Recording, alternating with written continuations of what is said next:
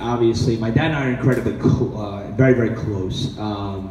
As an only child, it's the bond that you develop with your parents. I mean, my mom, incredible woman who was with me day in and day out, and we are close.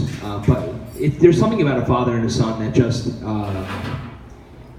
it's beyond comparison to be able to explain. Connor's gonna be a mommy's boy. Yeah, he could be. He might be. Though when he looks now, I'm just kidding. But my dad and I, for whatever reason, we don't look alike. Everyone's like, "You're Mr. Moran's son," and I'm like, "Yes." He's the taller one. I'm the shorter, good-looking one. That's like that point out. Yeah, no, yeah. And that's the funny thing. When I first started teaching, I got called Mini Mo, which I was like, I'm little, okay, mini me? Is that what you're trying to go for?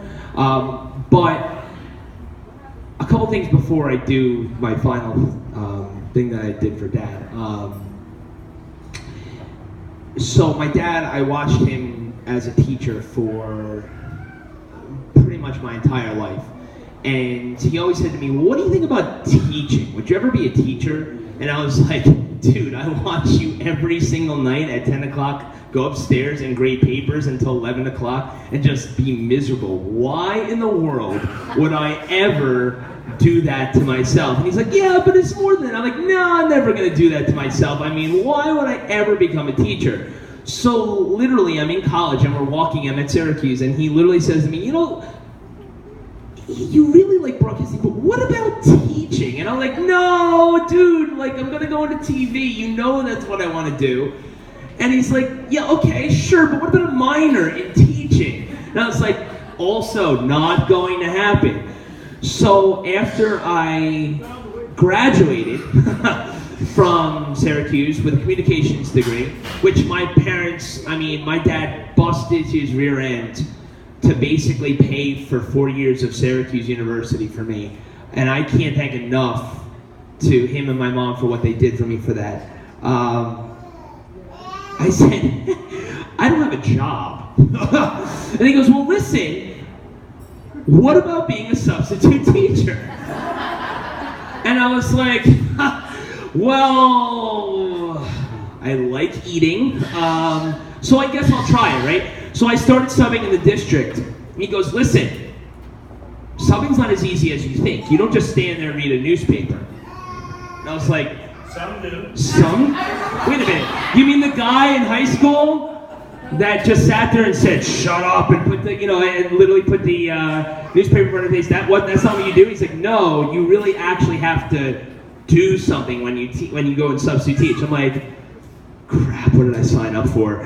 So now I go in and teach, and I tell this story every single year to my kids when I start out, and I said, my dad taught me, he said, why don't you try substitute teaching? And I said, okay.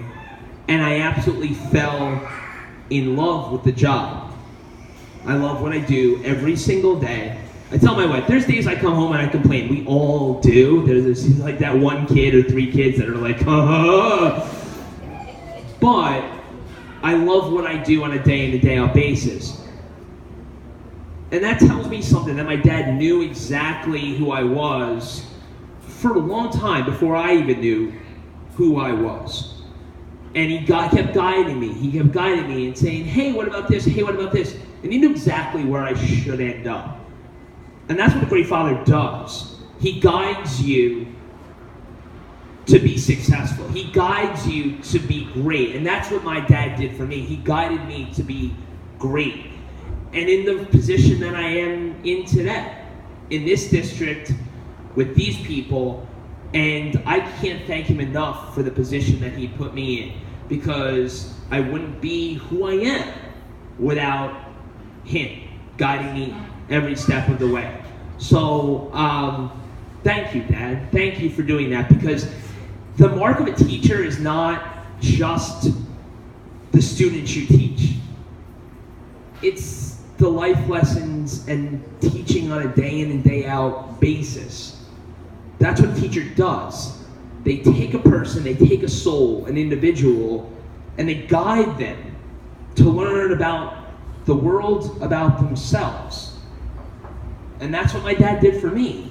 He guided me as a son to be where I should be, to get the most out of me as a person.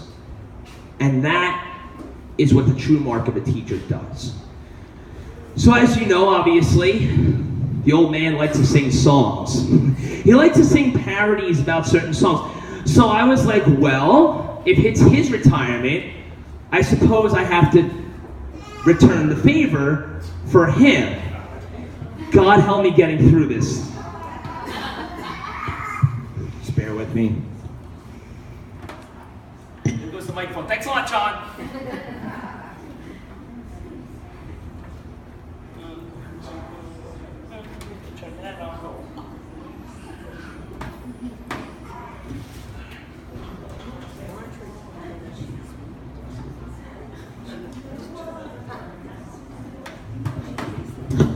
And yes, I know the song's a little cliche, but it works, so stay with me on it.